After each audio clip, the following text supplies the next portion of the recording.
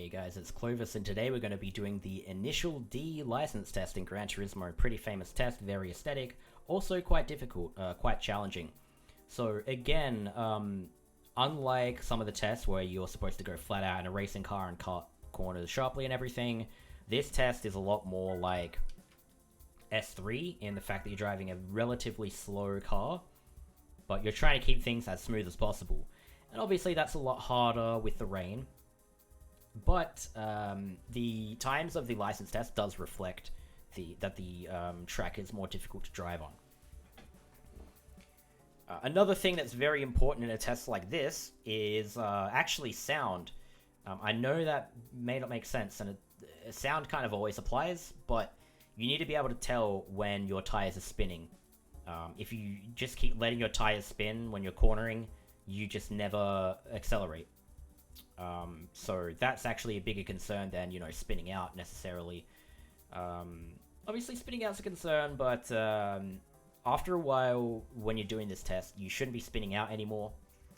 Instead, you should be focusing on actually optimizing the relationship between acceleration and turning so that your tires spin as little as possible and you accelerate. Once you stick and you get the grip, then you can drive through the rain a lot faster.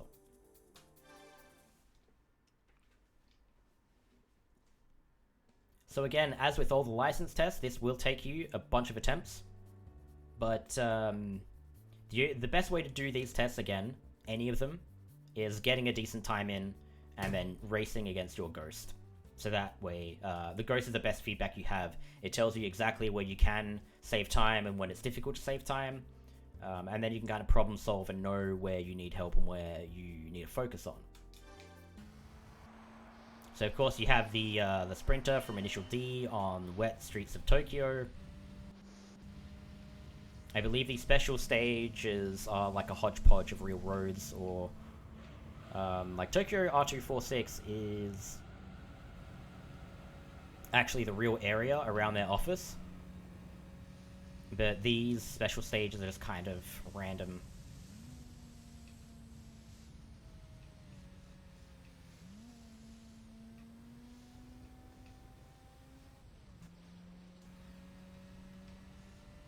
And it's pretty clear to me that already we're not going to get a gold. Again, these are tight license tests. However, getting close enough run is just good, again, to prepare yourself.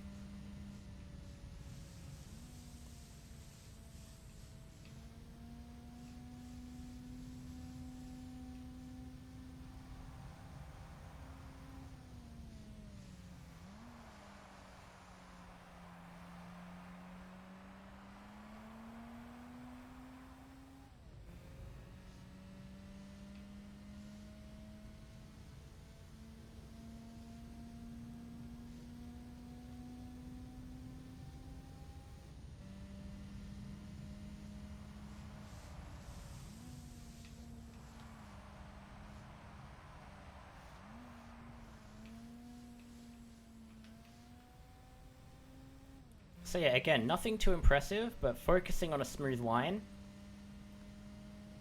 And then it's up to you to kind of refine and optimize the line after that, which is what I'll be doing, and I'll be running through what is the most important, least important things to worry about.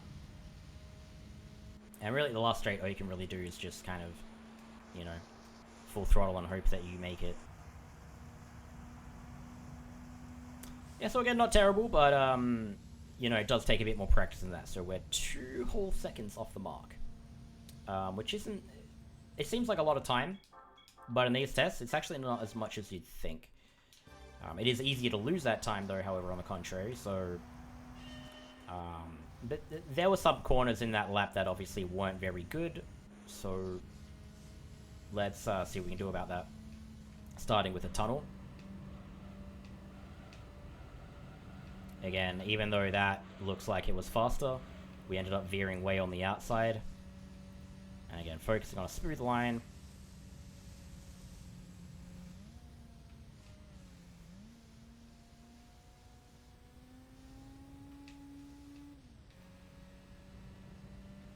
Our tires actually were spinning up quite badly there, but it did stick and we got shifted into third gear, so that was good.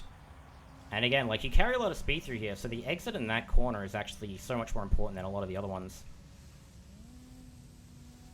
This corner is obviously very, very, very important, because the difference between doing that properly and not doing it properly is quite significant. Sometimes you can tap the throttle to help you through, but again, you gotta be careful, because there I was really veering out. I was really going far too wide and spinning out, and that just loses you quite a big amount of time. Apart from that turn, this run was pretty good. And this last chicane is also very important, just to try to carry as much speed through as possible. You can carry way more speed than you probably think initially. And then catch that grip again.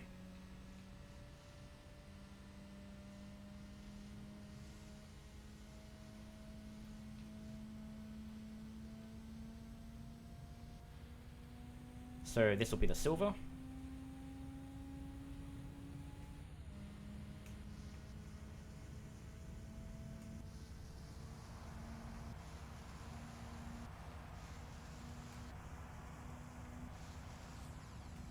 There we go. So we have about 3/10 to save. And I've said this in the other tests as well, but don't get like too frustrated or upset when you get close. Remember, if you get close, you should be a bit more confident. Because there's only, you know, so many attempts that you can do before you eventually get it. Once you start to understand things, you keep going. And also, when you veer behind, when you fall behind the test,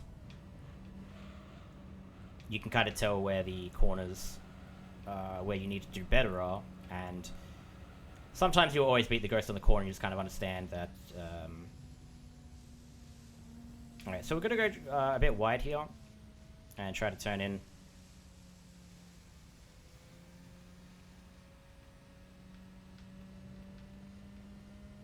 So we're quite far behind, but we can still try to stick with this and see if we can gain a little bit of time on any of the corners.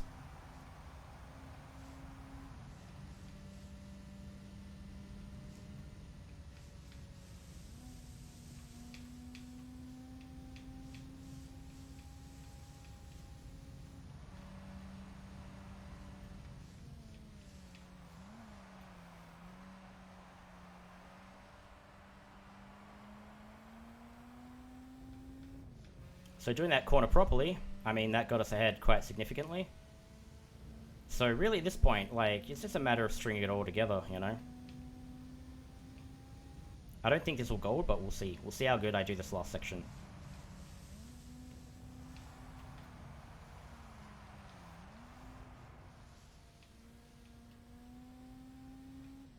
Yeah, I don't think I'm far enough ahead to gold, but we'll see.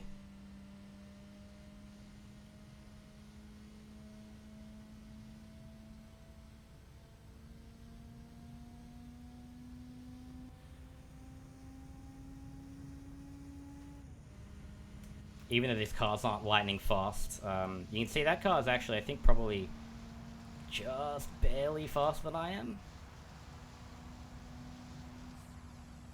Ooh, there we go. Isn't that good? That's good. We get the gold. Beat it by a 1/10. It's good enough for me. So let's go ahead and look at the replay. As usual, we will be looking at the replay with telemetry and no commentary. So you can watch that as many times as you need to for reference. And then after that, I'm going to do a commentated run through the replay just to explain some stuff. And, you know, I'll be pausing during that. So if you need for reference to look at this next bit, then go ahead. So here we go. Here is the lap with the telemetry for the gold S5 license and no commentary.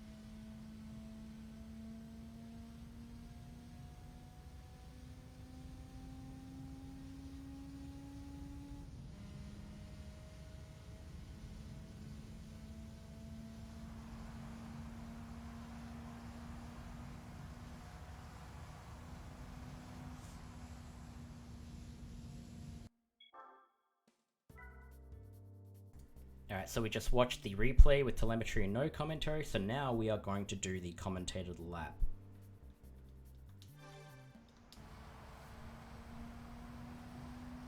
So the important thing for the first tunnel section is to stick on the inside, just to minimize the amount of road that you're traveling over. You can full throttle and just keep it on that line.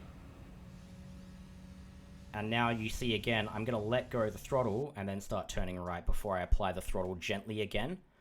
So especially in the wet, when you are holding a steering to the left or the right, then as you tap the throttle, you're actually pushing the car forwards to the right. And you actually kind of need to do this in this track specifically, in this test, just to send your car through. Otherwise, you really don't have much grip to turn. So sharply steering, or rather tapping the throttle while you steer, that just helps you push your car in the direction, like towards the right, as opposed to staying on the throttle and doing it. Letting go and then applying it again will just kind of, it's almost like you're kicking the back of the car while the front tires are steering, and that actually results in you being thrown into the corner a bit more. So for this coming up, this corner coming up to the left is very, very important, and I didn't do it very optimally, and you'll see this. So the reason why this is important, this corner, mostly so, is again, if you look at the map, from here until all the way here, you are full throttle. So if you exit like 5Ks or 5 miles per hour slower here, that is 5Ks less you're going to be all the way during this section. So this exit matters a lot. Like, it's more important than any of the stuff before. So for example, in the tunnel, you want to do the whole sequence, the whole turn as smoothly as possible. But for this, you want to cut and exit as fast as possible. That's the priority, is exiting rather than doing the turn smoothly. So yeah, let's have a look at this.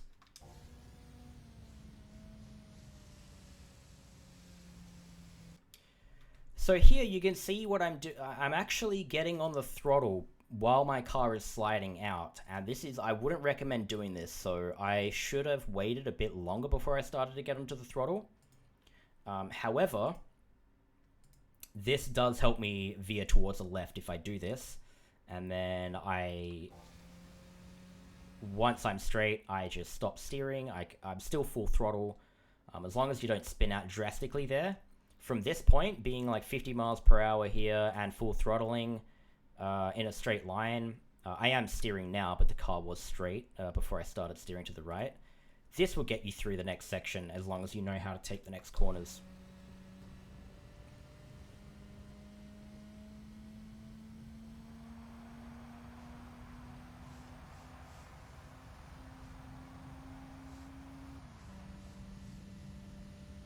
So this is a very important corner to go through it quickly, because the difference between going through it the right way and the wrong way is just too much time. If you don't do this properly, you just won't be making this gold. So again, you can go back to the replay without commentary and have a look at the inputs. But you can see here, you don't have to let go of the throttle then, just I did. What I'm actually doing is kind of testing, because I want to steer to the right, and see how early I'm steering towards the right, because the grip in the rain is so low. See how early I'm steering into the right. And then you can see there I tap the throttle while I'm steering to the right. As I explained up here, what that does is when you're coasting and steering in one direction, when you tap the throttle, it just helps throw your car through in that direction. Like you're going like that. It's hard to explain with a mouse, but you're basically pushing the car towards the right and forward at the same time. And then you can kind of control it as it's sliding through the rain. And then here, once you see I'm in that straight line, I apply the throttle immediately, straightening up the car. And you can do this. Again, as soon as your car is pointed towards where you want it to be, that is the perfect time to straighten up the car by flicking the steering in the opposite direction of where your car was turning, And then you can get on the full throttle once your car is like neutral and balanced.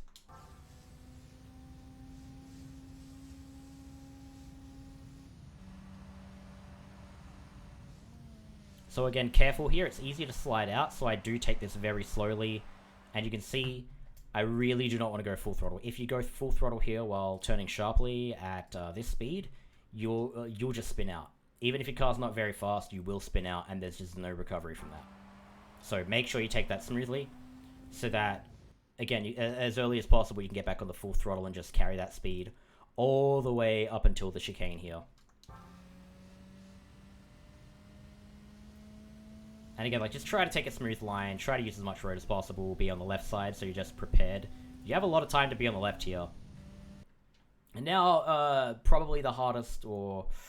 I did explain, like, here, that the difference between doing this the right way and the wrong way is just completely, like, going from godlike to being terrible. That is the exact same in the chicane here. You really do need to approach this properly.